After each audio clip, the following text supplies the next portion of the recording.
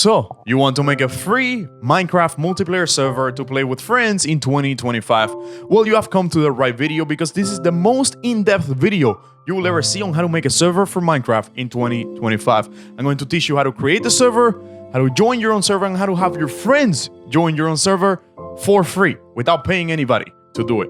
So let's go ahead and get started. And guys, before we go ahead and begin with the most in-depth guide on how to make a Minecraft server in 2025, I have to let you know that this server that you're about to create is locally hosted on your computer, which means a couple things. First of all, that you're gonna need a good hardware with a decent amount of RAM to be able to host all your friends, as well as a good internet connection to be able to, have those people joining you without anybody lagging. It's extremely important also that you keep your computer on during the time the server is running. If you turn off your computer, the server will close. It will stop running, okay? Also, there is security risk when running your own server because you're gonna have to open your ports. You're gonna have to port forward your server ports, which means that you're exposing your ports to the internet. And honestly, you're gonna have to share your IP address for people to join. And sharing your public IP address is not recommended. It's not the best thing that you could do. And the reason why is because people could literally boot you offline, which means turning off the internet for your whole household and then also finding out where you live. So how can you prevent this? Well, there's multiple ways of preventing it, but my favorite is by using the first link in the description to let Apex Hosting create the server for us. Now, Apex Hosting will actually create the server, either Java or Bedrock server, whatever you want. They actually support over 200 mod packs. So if you want to add mod packs to your server, hey, guess what? You could do so with the click of a button and get it done in 5 minutes or less than 5 minutes, actually. Now, Apex Hosting also has locations all around the world, so there's no complaining about lagging or anything like that. And of course, the servers are hosted online. So you don't have to keep your computer on, and your friends can't complain about bad internet or stuff like that because the server will be open as long as you want. So you could close it from your phone as well. You could actually enter the server console through your phone and close the server, but that's something else, right? First link in the description, you get 25% off when creating a server with Apex Hosting. And if you still decide that you want to create your own server, let's go ahead and get started. Now, keep in mind that throughout this whole video, I'm going to be referencing the second link in the description, which is this article right here, which is the most in-depth guide to this date on the internet on how to make a Minecraft Java server. We have everything in here, and I'm going to be using this article as reference throughout this video. You don't have to read through the article, but I'm just letting you know that it is going to be in the second link in the description if you were to ever get lost during the whole process. Now let's begin. The first thing you want to do when creating a Java server is actually checking what Java version you're running in your computer and make sure it is updated to the Java that you need. If you don't know what I'm talking about, don't worry. Just head over to the search bar down here and type Adorn Programs. Go ahead and open that up in here. And now on the search apps, type Java. This will show what Java we have installed in our computer. And as you can see, I have Java 21, which is a requirement for modern Minecraft. Any Minecraft above Minecraft 1.20.5 will require you to have Java 21 installed in your computer to run a server. Older versions of Minecraft might get away with Java 17, but anything above 1.20.5 would require you to have Java 21, okay? So the first thing you have to do is actually update Java. If you don't have Java 21, or if you don't have any Java at all, you have to install it. And to do so, I'm going to leave this guide in the description. It's going to be a link labeled as Java 21. Once you click in there, you have our full guide on how to download and install Java 21, but pretty much you download the file, you hit next a couple of times, and you have Java 21 installed in no time. This is super, super easy, and it's a requirement. There's no other way around that step. You're gonna need to do that, okay? Now let's go ahead and actually begin with the technical part of building the server. The first thing we wanna do is right-click on our desktop or anywhere in our computer that we are going to save our server at, okay? And once we right-click, we're going to create a new folder, and we're going to give this folder a name just so we can know that our server is in there. So I'm gonna name mine 2025 server, but you can name yours whatever you want. Now go ahead and open this folder. In here, we're going to place the server.jar file that we're going to download on the next step. I want you to click on that second link in the description. You don't have to read through it. You could just scroll down, either scroll down or use a quick navigation to head over to step 2. And then here, we're going to click the server.jar button, which is going to redirect you over here. You could also search this app on your browser. Just type minecraft.net and then server download. But using our guide is a safer way than just opening a random link, because if you don't end up in the right page, you might download the wrong file. So over here, once you're over here, you're gonna look for the download Minecraft server.jar line, which is usually this green line in here. And you're gonna click on this little file in here, right? Once we click on that, the download is going to begin right away for the server.jar file. And remember, we created that folder earlier. We're going to put that file into this folder. So just go ahead and drag and drop it into here. Okay, once we have that file in here, since we already installed Java in the first step and we double check and make sure we have an updated Java version, we don't have to worry about not being able to open this file in the next step. But before I go ahead and actually double click on this file, let's go ahead and rename it to server.jar. You want this file to be named server.jar. That's it. Your file actually probably downloaded as server.jar, but when you have downloaded more than one server in the past, they start downloading with numbers in the name. So go ahead and fix that. And once you do that, the next step is to double click on that server.jar file. Make sure that your game is closed as well as your Minecraft launcher to prevent any issues while doing this. And you'll see that after you double click on this file, a bunch of files are gonna begin extracting in here. And by the way, if you double click and nothing happened, make sure that you're running Java 21. Again, read through that guide if you get lost. Anyways, you're gonna see that a bunch of files are gonna start appearing in this folder. And every file is going to stop generating or appearing once the ula.txt file appears. And once that happens, just double click on that ula.txt. And in here, we're going to change the ula equal false to ula equal true. So just select false in there, type true. And if you don't know what you're doing right here, we're pretty much agreeing to the Minecraft ULA, which you could copy this link in here, paste it on your browser and read through the Minecraft ULA to understand what it is. But if you want to get the server running, you're going to agree to the ULA. Then we're going to hit file and we're going to hit save. We're going to close this text editor right here, and we're going to double click on that server.jar file one more time, which is going to begin extracting even more files. And this time, as opposed to the first time, the server is actually going to start running. As you can see here, we already got the server running as soon as it finishes extracting all the files. At this point, we have a very basic server that only us, ourselves, on single player, well, not on single player, but just us, are able to join. Our friends won't be able to join the server, and this server is only running on 1 GB of RAM in your computer. So the next step, I'm gonna show you how to edit the RAM amount, how to edit the server properties and the server settings, like the game difficulty and all of that. And then I'm gonna show you how to have your friends join. So the first thing we're gonna do is stop the server. Now you could join your server at this point and test it out. I'm not going to do that because the world was generated, so I know that the server is working and the console was open without any errors, right? Now, once we close our server, we're actually going to right click on an empty space in this server folder. We're going to click new and we're going to select text document. Don't name this text document anything just yet, just go ahead and open it. Now in here, we're going to paste the following lines. So I want you to head over to that second link in the description, our article, and I want you to scroll down or just click here on quick navigation to the step that says adding more RAM. That is going to bring you all the way down here, okay? And you're gonna see different options for different amounts of gigabytes that we're going to give our server right now. So you're gonna have the 1 GB, 2 GB, 4, 8, and this number could be anything else that you want. It doesn't have to be these 4 options. These are just 4 options I put here for you guys, but you could do more gigabytes if you want. So now, how do you know how much gigabytes to give your server? That's a good question. It's usually recommended that you do half of your available RAM on your computer. If you don't know how much RAM you got, just right click down here on the task bar in here and then click Task Manager. And then over here, head over to performance and then look for your memory. And as you can see, I have 16 memory, which means I have 16 gigabytes of memory. And the ideal number for me then will be 8, which is half of 16, right? That's the recommended amount of RAM to use on your server, depending how many players, and if you're gonna add mods later on and stuff like that, the RAM amount will change. But for this video, I'm gonna stick to my recommended number, which is 8. You could simply select which one you want in here and then click on this clipboard in here. And that is going to copy that text into your clipboard, which is really useful because then you could come back to this file and simply press Ctrl+V or just right click and hit paste. And this line will be added in here. And as you can see, we already have server.jar in here, which is extremely important that is in there because that needs to match our server.jar file. That's why we rename it. And in case you didn't rename it earlier, this is your moment. You need to rename that server.jar file to match this file down here, or that line to match this file in here, okay? Now, once we got that done, we already added 8 gigabytes of RAM. Again, you could change that number in here. If you want 16 gigabytes, you could change that into 16. I'm not gonna do that, but you could just change this first number in here after the XMX, which means the maximum amount of RAM that we're allowing the server to use, into whatever number you want your server to run on, right? Now, once you've done that, you could just hit on file, hit save as, and then over here, this is a very important part where you're going to actually name this file. We're going to type start.bat. So type a start.bat, where it says save as type, change it to all files. Extremely important you do that, and then go ahead and hit save. And you will see, you could close now from this text document, you will see that the start.bat file appeared within the server folder.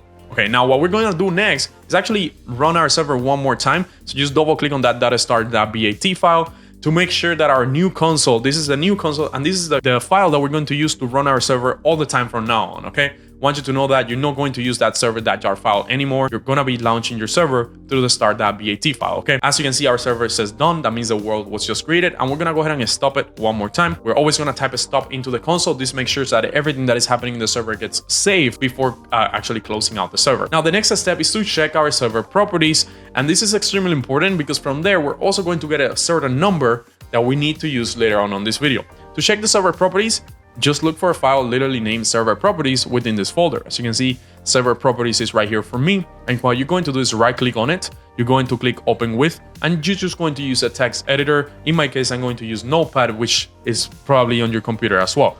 Now, once over here, you're gonna see that you have access to configuring your server however you want. So you could change the amount of players that could join your server, the game mode, the difficulty, all of that. And right now, I'm not going to change anything. Feel free though to explore through this. On our article, we explain a couple of these things, what they mean and what they do. What we are really caring about right now is the server port number. Why do we care about the server port number? Because that server port number we're gonna need in the next step to port forward the server to have our friends join, because at this moment you could start your server, but only you will be able to join your server. So we need our friends joining. That's why we need to port forward and use that port number. So over here, just scroll down until you find the port number. As you can see, it's called server port. It's usually towards the end. And then remember or write down that number. You're not gonna need it right now on the next step. So remember that number, 25565. That's usually the default port number, and you won't change that unless you know what you're doing or you're running multiple servers and stuff like that.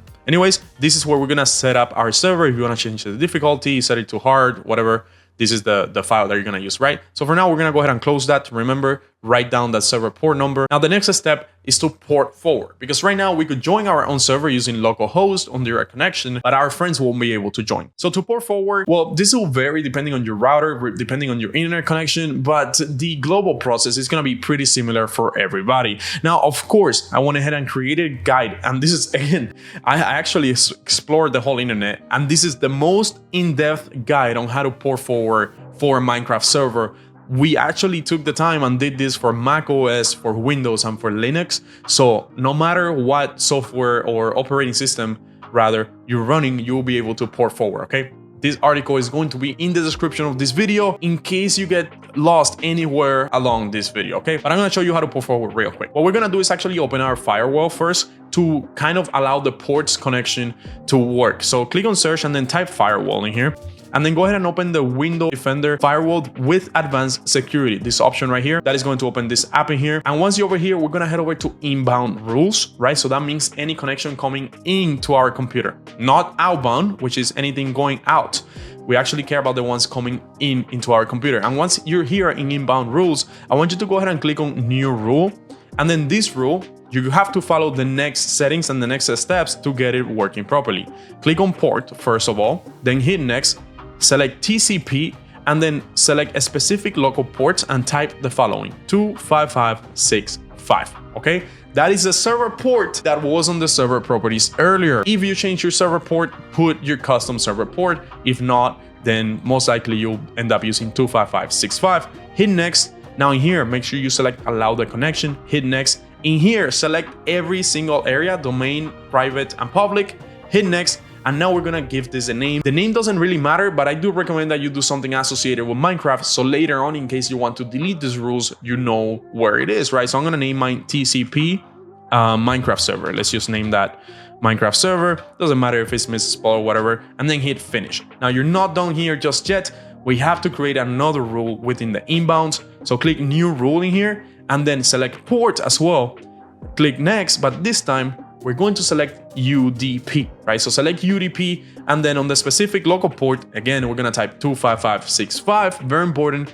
Hit next one more time, and then allow the connection, next, select every option, next, name it. Now, obviously, we're gonna name this one UDP, and then MC server, right? Minecraft server, and then hit finish.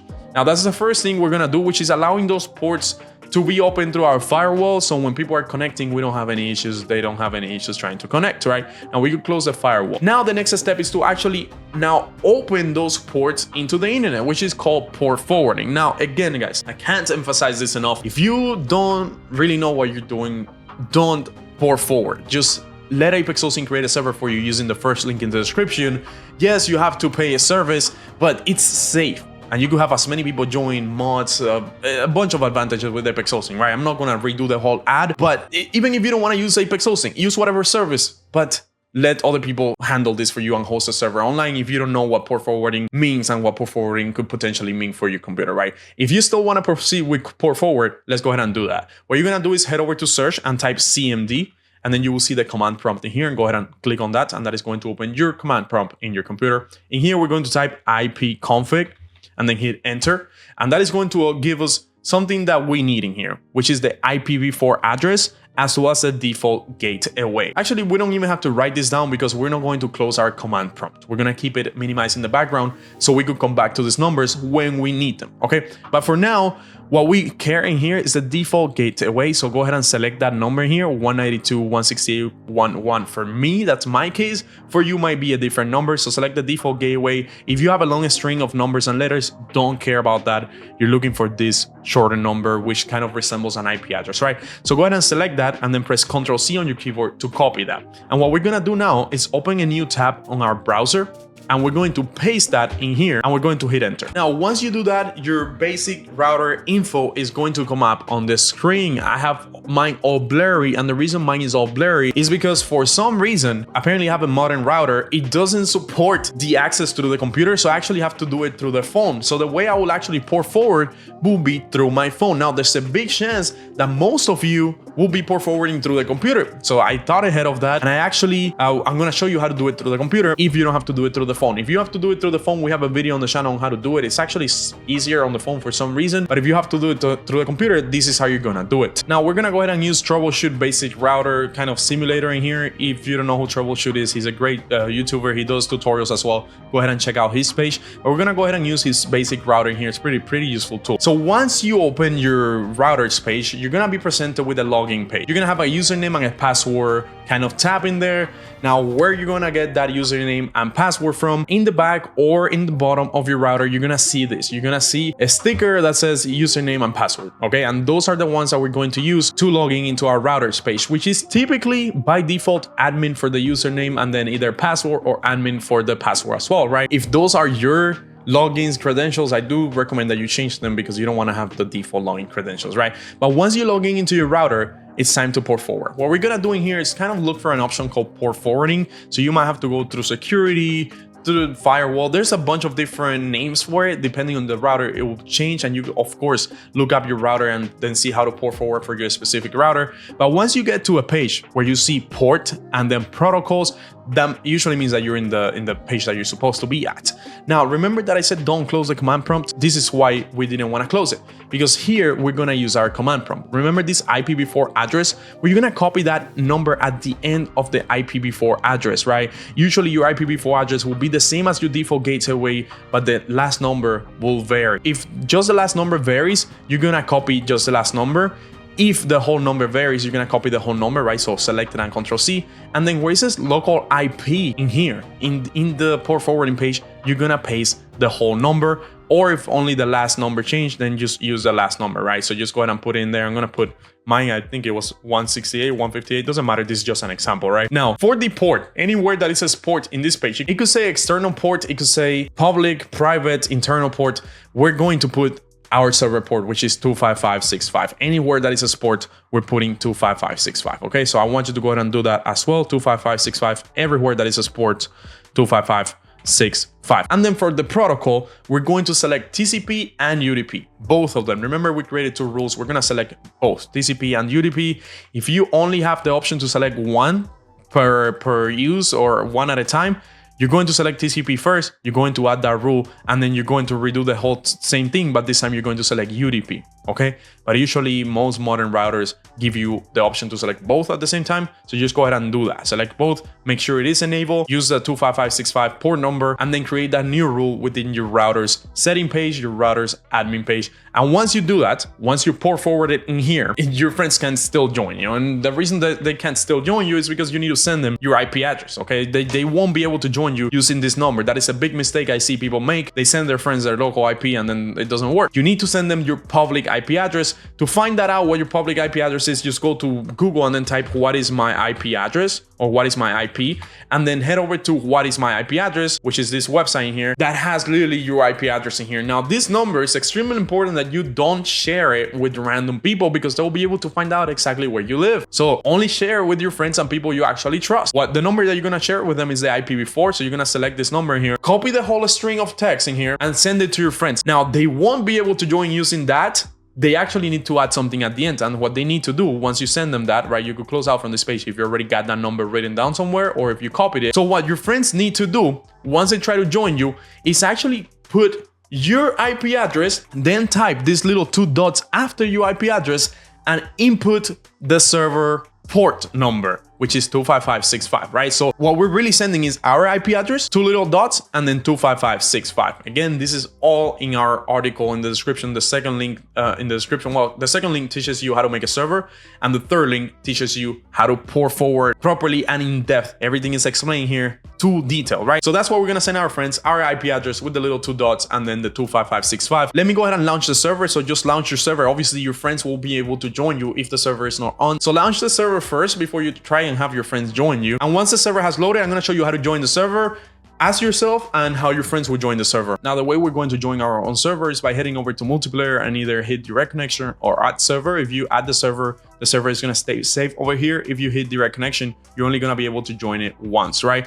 So once you're over here in direct connection, we're going to type localhost, and that's the way we're going to join our own server. So just type localhost, hit join server, and then you would join your own world, right? As you can see, I just joined the server. If we see the server thing here says, I just joined the game, right? Now I'm gonna disconnect and I'm gonna show you how your friends are going to join. They could join both ways as well, either direct connection or add server. But what they're going to type is your IP address. So I'm going to type a random number here.